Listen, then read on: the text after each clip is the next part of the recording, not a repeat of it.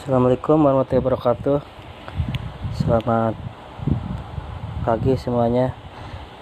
Selamat bertemu di pertemuan ketujuh, yang mana pertemuan hari ini akan membahas mengenai keamanan informasi.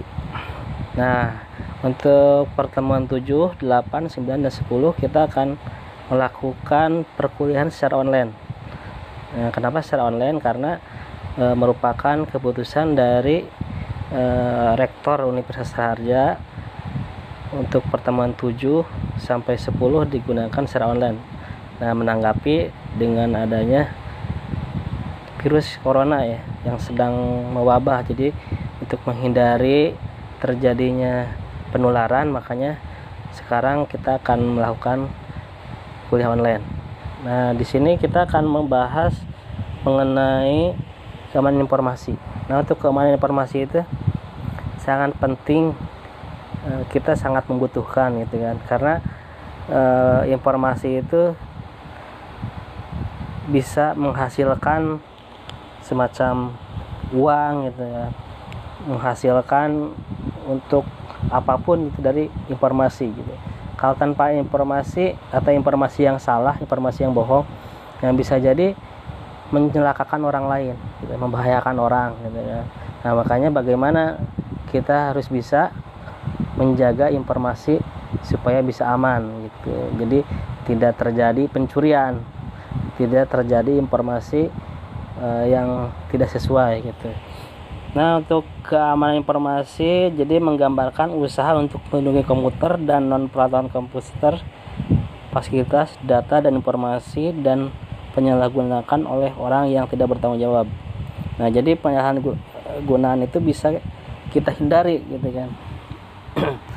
Jadi fungsinya keamanan itu untuk melindungi baik komputer secara fisik gitu kan, atau komputer secara non fisik gitu kan. Nah, kemudian untuk keamanan sendiri, keamanan informasi ini terbagi atau memiliki 3 aspek. Nah, pertama ada confidentiality. Nah, jadi keamanan informasi menjamin bahwa hanya mereka yang memiliki hak dan yang boleh mengakses informasi tertentu. Nah, jadi tidak bisa sembarangan orang mengakses gitu. Misalkan gini, kamu ibaratnya memiliki hak akses di Universitas Raharja sebagai mahasiswa, misalkan untuk login ke halaman mahasiswa gitu, untuk melihat nilai, melihat data pribadi, pembayaran segala macam. Nah, itu secara confident gitu, secara untuk diri sendiri gitu. Jadi orang lain tidak boleh gitu. Jadi nanti dicegah gitu, orang yang tidak berhak itu dicegah dengan tidak bisa mengakses gitu, tidak mengakses. Misalkan dia tidak diberikan password atau segala macam, jadi hanya untuk diri sendiri gitu. Nah, kemudian yang kedua, integrity. Nah, ini keamanan informasi di sini menjamin kelengkapan informasi dan menjaga dari kerusakan atau ancaman dari lain yang mengakibatkan berubah informasi yang dari aslinya gitu. Nah, jadi integrity jadi informasi itu harus utuh gitu, nggak boleh korup. Jadi nggak boleh ada yang merubah. Kalau ada yang merubah, berarti informasi itu udah nggak layak disebarkan atau disampaikan gitu. Makanya bagaimana kita menjaga informasi itu supaya tidak terjadi hilang gitu ya, tidak terjadi berubah tengah jalan gitu. Jadi kan kalau ada yang jahat, ibaratnya informasi itu ditunggu ketika lewat, ditangkap, dirubah, dikirim dengan isi yang berbeda. Nah, itu jadi integrity itu menjaga supaya tetap informasi itu tidak berubah gitu.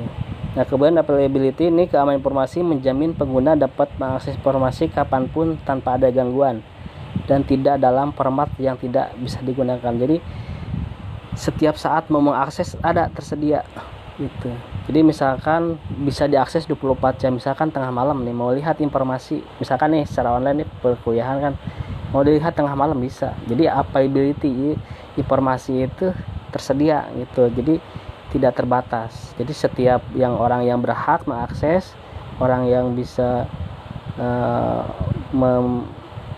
melihat ya bisa gitu, bisa mendownload segala macam gitu. Nah, kemudian tujuan dari keamanan informasi di sini dimaksudnya untuk mencapai 3 sasaran utama. Yang pertama, kerahasiaan. Nah, di sini melindungi data dan informasi perusahaan dari penyingkapan orang-orang yang tidak berhak gitu. Jadi kan perusahaan itu kan memiliki rahasia atau ya bukannya perusahaan juga, kita juga kan memiliki rahasia. Jadi kan nggak mau ibaratnya informasi kita, informasi pribadi, rahasia kita tersebar di di orang yang tidak berhak gitu kan. Itu bisa membahayakan. Bahkan di perusahaan itu ibaratnya kalau kita pernah mengunjungi gitu ya wisata industri gitu kan ke perusahaan. Nah, biasanya perusahaan itu melarang membawa kamera, merekam gitu. Jadi handphone itu biasa disimpan kalau wisata industri. Jadi dia itu khawatir kalau ada orang luar masuk, dia akan mencuri gitu rahasia-rahasia apa sih yang dibuat di perusahaan, dikerjakan. Nah gitu. Jadi informasi juga gitu. Jadi ada rahasianya, tujuannya. Keamanan informasi itu bisa sebagai kerahasiaan. Nah, kemudian ketersediaan. Jadi meyakinkan bahwa data dan informasi perusahaan itu hanya dapat digunakan oleh orang yang berhak menggunakannya. Nah, jadi tersedia itu ya yang memilih hak aksesnya itu. Misalkan e-learning. Nah, e-learning ini di sebuah kampus gitu kan. Hak aksesnya terbagi 3. Misalkan ada admin, ada dosen, kemudian ada lagi mahasiswa. Nah, masing-masing memilih hak akses gitu. Jadi si mahasiswa nggak berhak masuk atau mengakses ruangan atau bagian yang ada di dosen gitu. Jadi misalkan udah masing-masing memilih hak akses, jadi ketersediaannya sesuai dengan hak akses. Jadi nggak bisa ketersediaan itu semua ibaratnya yang memiliki hak akses diambil, nggak bisa. Jadi masing-masing memiliki hak akses yang berbeda. Nah, kemudian tujuan yang ketiga, integritas. Nah, di sini sistem informasi perlu menyediakan representasi yang akurat dari sistem fisik yang dipresentasikan. Jadi integritas itu percaya itu, jadi beritanya itu atau informasinya itu benar, tidak hoax gitu, tidak bohong. Jadi ketika informasi tidak sesuai ya berarti itu bukan integritas lagi. Jadi, kan contoh berita gitu ya, TV-TV kan ada integritas, terintegritas, jadi terpercaya gitu kan. Kalau informasi udah nggak bisa dipercaya ya udah bingung gitu kan. Makanya kalau udah terpercaya siapapun ibaratnya akan senang gitu kan. Contoh gini kan, kita juga umpama ya ibaratnya saya pribadi yang ngerasa ibaratnya kehidupan saya kan biasa aja gitu ya, beda sama misalkan orang kaya kan, saya kan sederhana. Nah, jadi dalam hidup ini saya selalu menjunjung tinggi kejujuran gitu kan, kebenaran, maksudnya tidak berbohong gitu. Bagaimana caranya saya bersikap jujur. Nah, dengan jujur itu orang lain percaya gitu, apapun yang kita bicarakan, apa yang kita lakukan benar, orang nggak ragu lagi. Nah, itu integritas gitu.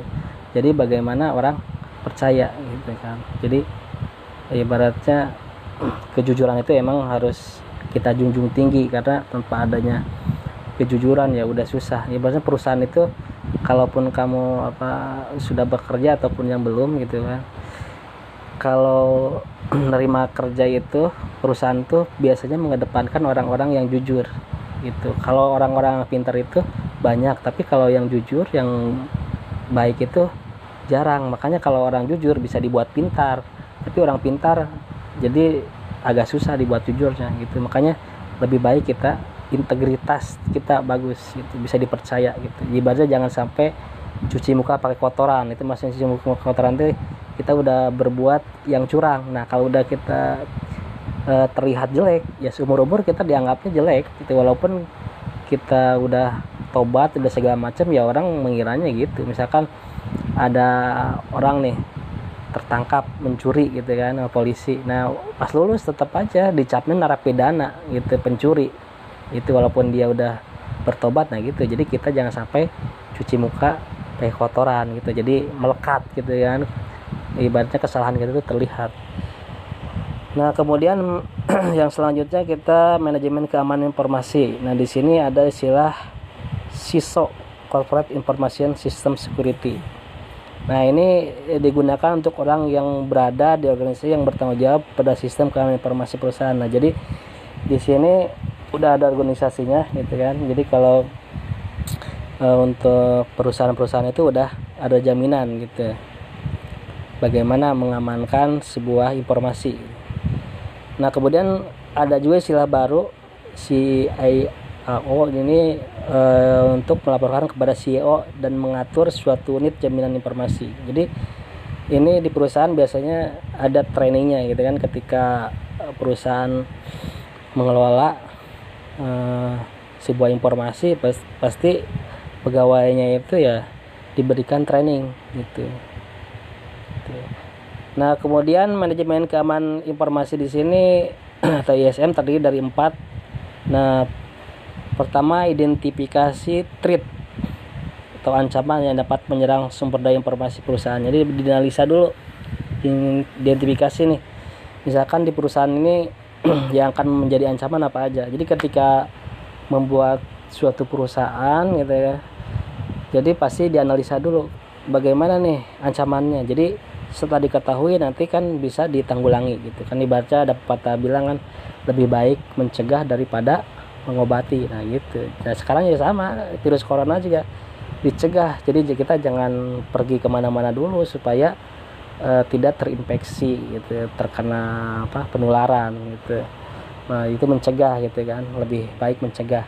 Jangan sampai kita dari kampus suruh libur, ibaratnya perkuliahan, malah ngider dari perusahaan libur, malah pergi liburan. Nah itu jadi bedegong ibaratnya itu ya. Kita jangan sampai seperti itu. Jadi kalau untuk menghindari, ya udahlah bersabar dulu deh di rumah gitu. Nah kemudian mendefinisikan resiko dari ancaman yang dapat memaksakan gitu. Nah kemudian mendefinisikan itu berarti apa saja gitu kan, ancaman-ancamannya. Jadi didata gitu, di list gitu, misalkan ancamannya apa aja, jadi terus penanggulangannya apa gitu. Nah kemudian setelah diidentifikasi, kemudian penetapan kebijakan keamanan informasi. Jadi memiliki SOP lah ibaratnya, memiliki SOP-nya gitu untuk menanggulanginya. Nah kemudian yang keempat, menerapkan kontrol yang tertuju pada resiko itu. Jadi ada controlling gitu kan. Jadi kan apapun dalam organisasi ya harus ada controlling, harus ada pengontrolan. Jadi untuk menanggulangi terjadinya resiko gitu. Jadi dicek gitu kan, biasanya pemimpin gitu kan. Kan kadang-kadang ada audit. Nah, audit itu salah satu untuk mengontrol juga gitu. Ada audit kan, perusahaan-perusahaan kalau kamu udah merasa bekerja di perusahaan biasanya ada audit, mau per kuartal, per 6 bulan, per tahun ya ada audit. Itu untuk mengontrol gitu, atau bisa per hari gitu kan dikontrol. Nah kemudian yang selanjutnya ada ancaman. Nah di sini ancaman keamanan informasi itu adalah seorang atau organisasi, mekanisme atau peristiwa yang dapat berpotensi menimbulkan kejahatan pada sumber daya informasi perusahaan. Nah, jadi yang menimbulkan kerusakan, kejahatan yaitu ancaman. Itu walaupun tidak terang-terangan nih saya ancam nih, saya rusak, enggak terang-terangan sih, itu berarti hacker, cracker. Nah itu ancaman. Itu misalkan di dalam perusahaan itu memiliki e-commerce. Nah berarti ancamannya itu misalkan ada yang berusaha mencuri data dari customer atau berusaha curang gitu. Atau misalkan ancaman, misalkan nih di kampus ada mahasiswa yang berusaha masuk ke ruangan dosen untuk merubah nilai. Nah itu salah satu ancaman seperti itu. Nah untuk ancaman ini bisa berupa internal atau eksternal, atau disengaja atau tidak disengaja. Jadi ibaratnya kita harus bisa mengantisipasi ancaman-ancaman semua itu gitu. Yang dari internal berarti dari pegawai gitu kan, misalkan kalau e-learning gitu ya, yang ancamannya berarti dari mahasiswa gitu. Kalau di perusahaan berarti pegawai. Kalau eksternal berarti di luar dari user yang menggunakan aplikasi tersebut gitu. Nah berarti kalau misalkan secara fisik ada yang mau mencuri gitu kan, atau misal mau data ataupun fisiknya, itu ancaman dari luar gitu kan. Nah di sini kita bisa melihat ancaman internal atau eksternal di sini. Ini ada informasi dari lingkungan perusahaan. Nah ini yang di luar itu, yang unauthorized modification, ada yang memodifikasi segala macam, ada denial of service, jadi yang mengganggu lah. Ini yang user di luar itu, yang di luar jadi eksternal. Nah kalau internal berarti yang di dalam ya kan? Nah kemudian selanjutnya ada resiko. Resiko ini tindakan tidak sah yang menyebabkan risiko dapat digolongkan ke dalam 4 jenis. Nah di sini pencurian dan penyikapan tidak sah. Jadi pencurian tidak sah berarti orang yang masuk ke sistem ya, berarti bukan orang yang berhak gitu. Dia mencuri data gitu kan, dan segalanya. Nah kemudian penggunaannya tidak sah berarti dia itu cracker semacam segitu, atau pencuri itu masuk ke sistem, dia menggunakan ID orang lain, misalkan carding kan, belanja menggunakan ibaratnya punya orang. Nah itu penggunaan yang tidak sah. Nah kemudian yang ketiga, pembinasaan dan pengingkaran layanan yang tidak sah. Nah misalkan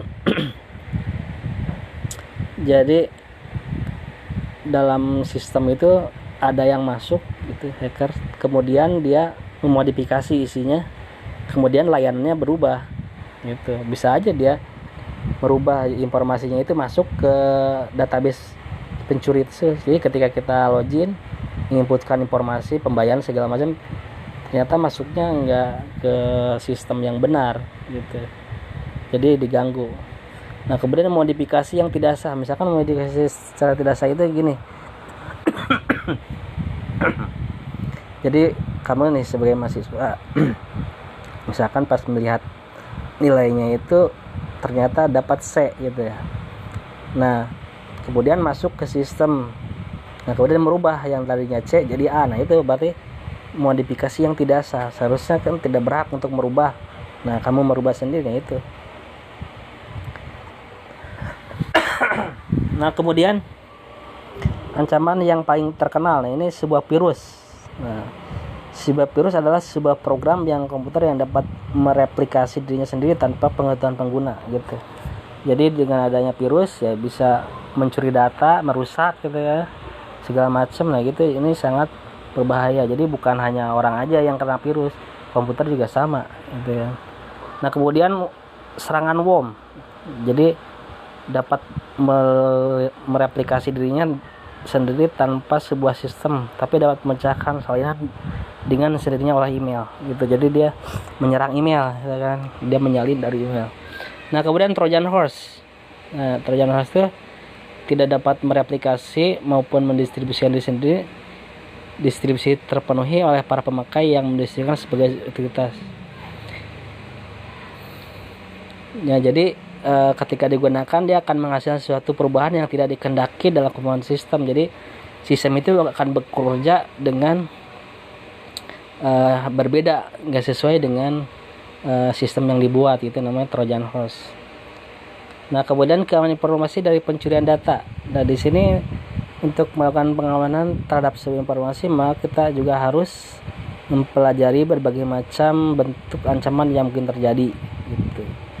Nah ini jadi pelajari supaya kita bisa melindungi secara efektif dan efisien. Nah di sini untuk teknik pencurian data itu pertama ada technician hijacking. Nah, jadi sebenarnya kan pencurian itu bisa kita cegah gitu ya, seperti halnya polisi gitu. Polisi itu ketika dia ingin mengamankan pencuri gitu, segala macam penjahat, nah dia juga tahu bagaimana orang itu berbuat jahat, bagaimana orang mencuri. Ya sama, kita juga sebagai IT security gitu, nah harus tahu bagaimana cracker membobol sistem, bagaimana cracker mencuri gitu. Jadi harus tahu. Nah di sini salah satu teknik session hijacking. Teknik session hijacking itu menempatkan sistem monitoring spying terhadap pengetikan dilakukan pengguna pada PC yang digunakan oleh pengguna untuk mengisi situs. Nah dia merekam gitu kan. Jadi ketika mengetik, nah dia merekam. Nah untuk mengatasinya berarti kita menggunakan komputer yang benar-benar terjamin dan tidak digunakan oleh sembarang orang. Jadi pergunakan komputer untuk pribadi gitu. Kalau menggunakan komputer digunakan untuk banyak orang, nah itu rentan. Misalkan komputer di warnet, nah itu rentan karena banyak orang yang menggunakan. Nah kalau menggunakan, misalkan kamu mau belanja gitu kan, belanja tiket online gitu kan, belanja segala macam, nah usahakan dipunya komputer sendiri atau di gadget sendiri, jangan menggunakan punya orang. Kalau punya orang kan kita ada aksesnya tuh, sejarah ketika kita mengakses gitu kan, kita bertransaksi, nah itu bisa diambil gitu. Makanya ya itu waspada. Nah kemudian ada teknik paket sniping.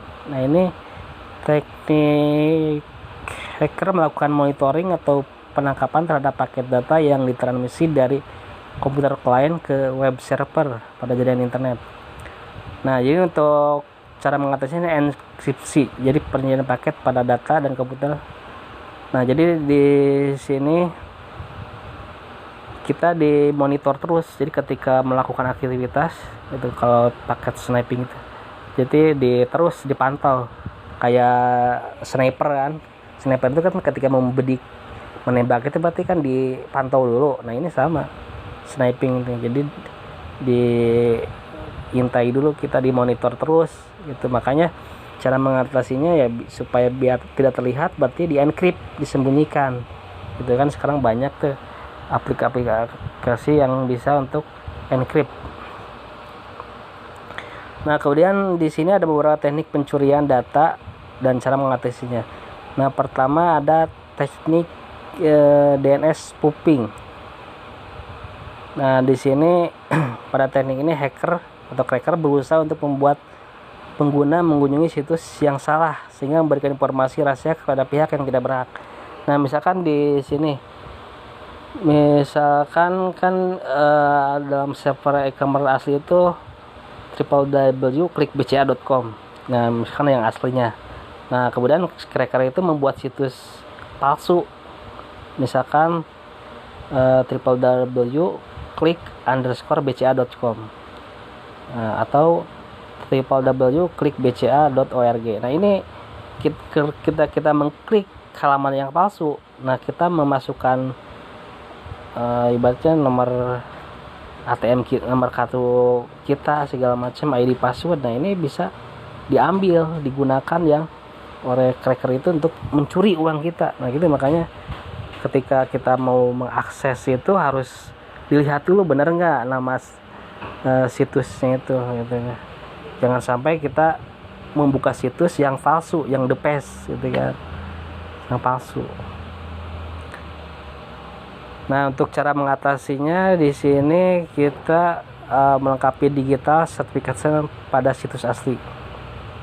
Jadi kita harus tahu situs yang aslinya apa gitu, jangan sampai salah mengakses. Nah kemudian website defacing ini, pada teknik ini hacker melakukan serangan pada situs asli, misalkan www.clickbca.com, kemudian mengganti isi halaman pada server tersebut dengan miliknya. Dan memiliki pengunjung akan menguji alamat dan server benar nama halaman yang dibuat hacker. Nah jadi kalau DPS itu seolah-olah kita itu benar-benar mengakses web tersebut gitu, tapi Bukan itu. Jadi serangannya itu seperti itu. Jadi dia membuat web seolah-olah sama yang resmi padahal lain gitu.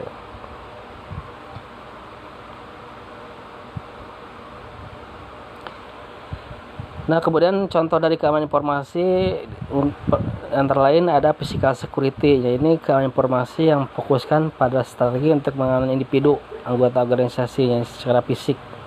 Ibaratnya bangunan gitu ya, hardware gitu kan, kalau secara physical security. Nah, kemudian personal security, jadi keamanan informasi yang berhubungan dengan keamanan personil. Biasanya saya hubungan dengan ruang lingkup physical security. Jadi kalau personal berarti antar orang gitu kan. Nah, kemudian operational security, jadi keamanan informasi yang membahas bagaimana strategi untuk organisasi menggunakan kemampuan organisasi tersebut untuk mengoperasikan tanpa gangguan. Jadi ketika dijalankan sesuai sistem itu bagaimana aman. Nah, itu ya, jadi operational security. Nah, kemudian network security. Nah, ini informasi yang fokuskan bagaimana pengamanan peralatan jaringan dan data organisasi. Jadi jaringannya bagaimana aman gitu kan. Bagaimana organisasi itu ketika mengirim dan bagaimana data itu terjamin gitu keamanannya, itu network security. Ya, alhamdulillah untuk pertemuan 7 sampai di sini semoga bermanfaat dan bisa dipahami. Sekian. Assalamualaikum warahmatullahi wabarakatuh.